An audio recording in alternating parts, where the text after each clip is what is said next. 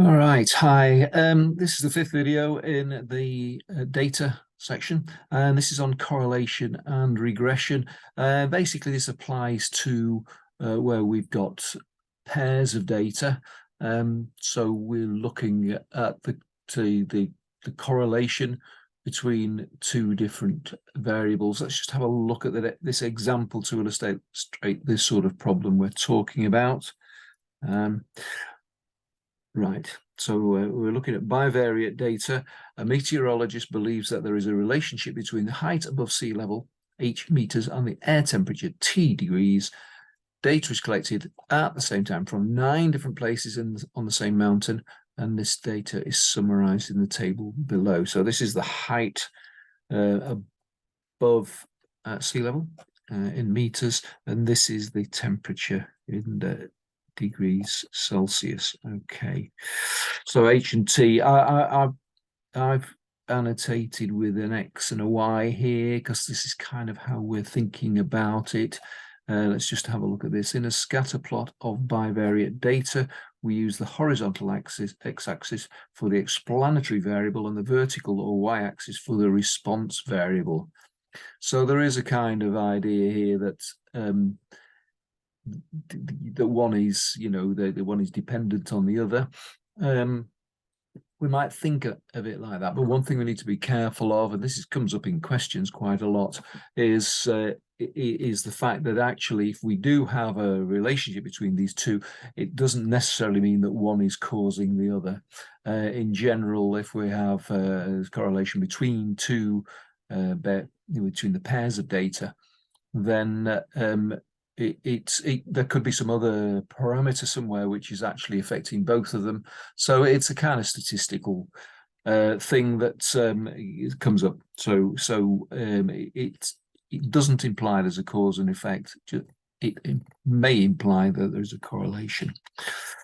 Okay, so how do we look at this data? What do we do? Well, first of all, if we take this data and we can put it into our ClassWiz calculator, we choose menu 6, and we will see this set of options here. We're going to choose 2, and this will bring up this little screen here where we can enter our data in pairs. So the reason I've annotated X and Y, as you can see, is because we're going to put the H data in this one. So this would be the explanatory variable, and this would be the response variable. So we enter all those 9 values, or 9 pairs of values, hit option, and it brings this up. Now, at this point, if we choose this option 3, then it's going to bring up all this stuff, which is familiar to what we did before when we were looking at mean and variance. So it gives us all the kind of information about the X variable, and then a similar set of information as Y bar, for instance, for Y. There are 1 or 2 things that this is the sum of the X, Ys here. So there are 1 or 2 things that might be useful. But the main point really here, we want to get the data in, because the interesting things come next. So if we could just wind down onto this, and yes, so what we are interested in basically is the product moment correlation coefficient, PMCC. The name Pearson appears with this very often because he was the mathematician that kind of created it. We normally just talk about the correlation coefficient. So what do we mean? Now, if we take that data and we put it onto a scatter graph, and that would be the similar sort of thing that you've actually seen at previous levels of maths. And well, what we could end up with is something, similar to one of these. Now, you will have seen before, as I say, from previous levels, that what you are then called on to do is to draw a line of best fit through this data. So you can imagine drawing a line here, and you want to try and make it sort of go through the points on a sort of equitable basis. when we've done it before, we've not done it in a terribly scientific way. But what we're actually interested in doing is we're trying to get the line, which, if you can imagine all that, if we drop, any one particular point, take the distance down to the line, then we're effectively trying to minimize the totality of those distances. So that's when you drew your line of best fit. That's if you followed that sort of a general guideline, you would have got a reasonable line. But now we want to do it rather more scientifically. The calculations are a bit kind of long-winded. Fortunately, we can use the calculator, assuming that's our Casio ClassWiz calculator, and it will come up with a correlation coefficient. Okay, which now the correlation coefficient is a single number between 1 and -1, and we can apply the following interpretation. So if we've got a line like this with it, well, basically all the pairs are on a straight line, we've got a very strong positive correlation. Scattered around a little bit, and the correlation is a little bit lower. This one's illustrating something. Well, there is clearly a sort of pattern, isn't there? As the explanatory variable increases, the response variable increases. Yeah. To this one, which kind of everything's random around. So we would say here there's zero correlation, and then we actually come down into the negatives, and we've got the same thing applying with negative numbers, but it can be strong, weak correlation, but it's the other way around. As we increase the explanatory variable, the response variable comes down. So that indicates a negative correlation here. This is quite I would say, a high correlation, but negative. And this one is perfect negative correlation.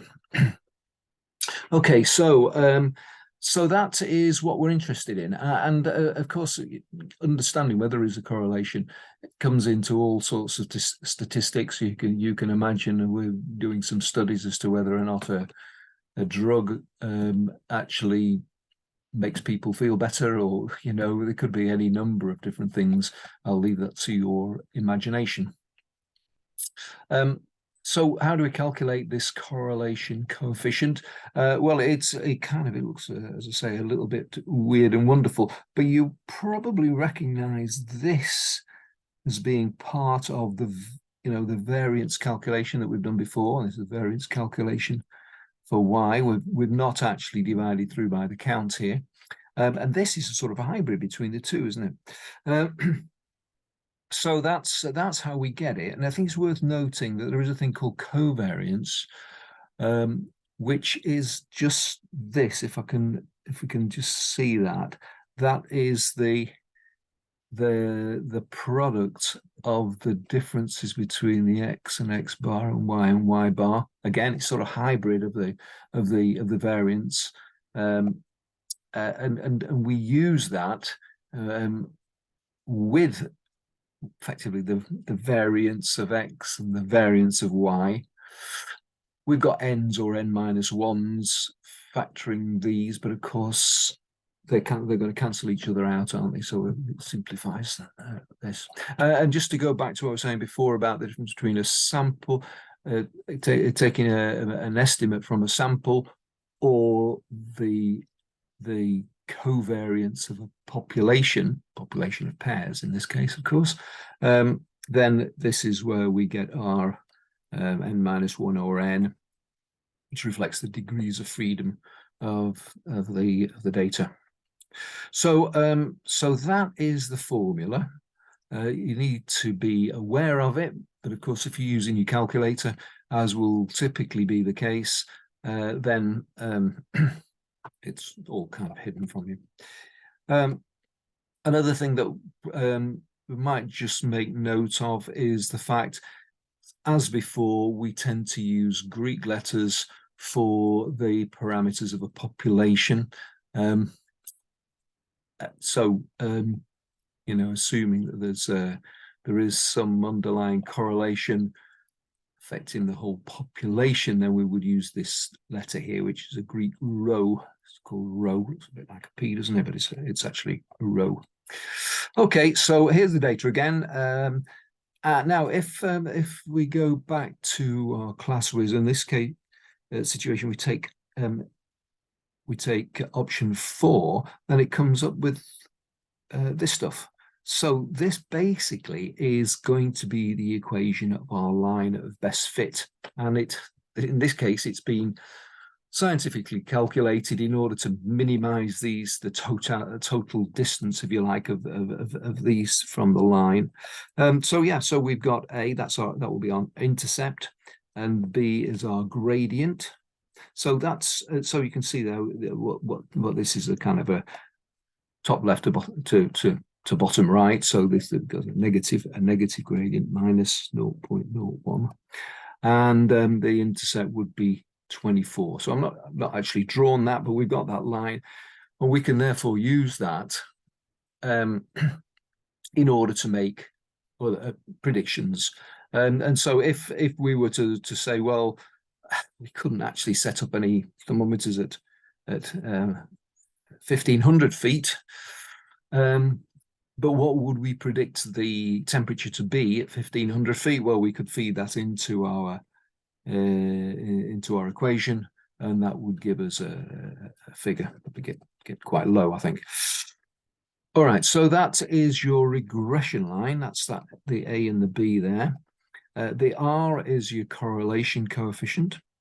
Now, minus 0.95. So there we go. The minus again reflects the fact that it's a negative correlation, and this is actually quite high, isn't it? 0.95. So we are pretty well around, in this sort of area for this particular relationship. So that is good. Now, one thing it's probably worth just kind of noting is that this process will always give you a correlation coefficient. Well, it will always give you a correlation coefficient, but it will also always give you values of A and B.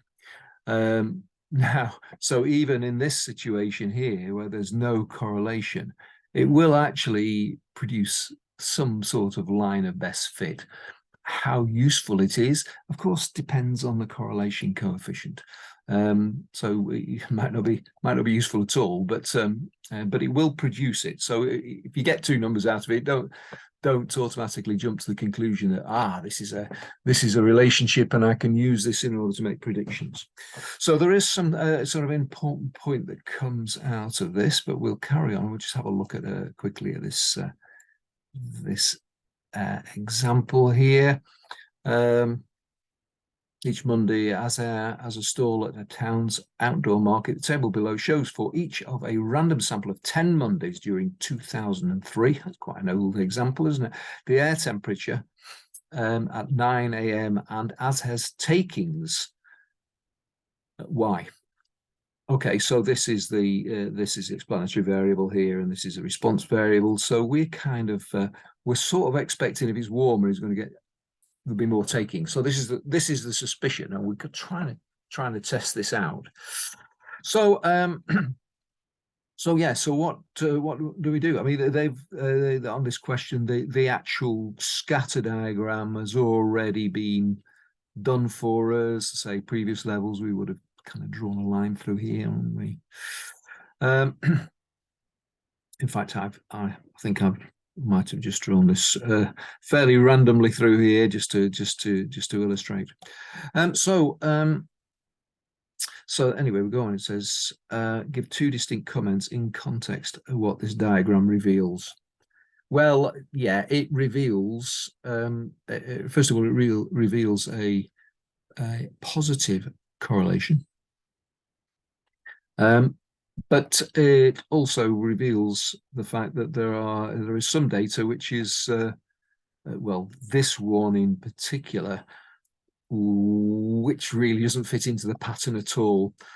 So, you know, that gives us reason to think, well, there are some other factors that come into play on this, which, you know, causes that to be exceptionally high sales. I wonder what that could be. Part B, one of the Mondays is found to be Easter Monday. There we go. The busiest Monday market of the year. Identify which Monday this is likely to be. Yeah, this one. Okay, so anyway, we've fed all this data in. We've got our parameters A and B, which allow us to draw this, probably draw it more accurately, perhaps, than I've drawn it. And it's given us our correlation coefficient, which is quite a high correlation coefficient. Now, I think, if I remember correctly, then that includes all these values. So it's a high correlation coefficient even with this this value, if I'm not mistaken. If we now, as with all these things, there's usually good grounds for leaving out your outliers. So if there are extreme values which just don't seem to fit into the general pattern, then it's statistically it's a sort of acceptable thing to do to actually just part those and say, all right, okay, there's something else going on. We don't know what it is, but let's look at the data that's that doesn't seem to fit a pattern. It's a rather subjective thing, and how outlying does an outlier have to be for it to be genuinely some other factor involved, and you know, how close in does it actually start to say, well, actually there's much more variation and maybe the correlation's smaller. So there's lots of other kind of considerations here. We're not too interested in those at the moment, but at least we can identify our outliers. All right, so let's just move on. So I think just going back to what I said before is that, just squeeze that down. We'll get a correlation coefficient. I mean, if we've got 2 points on our, you know, two data points, we're going to be able to draw a straight line right through them. And if we put that data into our calculator, it will give us a correlation of 1 or -1. But does that actually mean anything? Like 2 data points, you're bound to get a correlation of 1, aren't you? So there is it is important that we understand whether or not it's significant. Just put that there. So all I have to do is do a significance test. Now, significance tests are something which really kind of you will be doing in the probability functions section. But it also applies to these the correlation coefficients. So this table that we've got here is what we use in order to understand whether or not you know, the coefficient is significant. In other words, is it kind of worth relying on? So this is what we're going to look at. How do we know if R is significant? Well, let me just slide back up to the example here. We've got 10 data items here, and we've got correlation coefficient of 849. 10 data. So if we come back to our table, then what we're actually interested in is, again, we're talking about degrees of freedom. This is a concept that we put in when we're talking about variance and samples and so on. So what we're looking at basically is, well, there are actually two fewer degrees of freedom than there are items of data. So we would have 8 degrees of freedom. So we're actually looking at this here.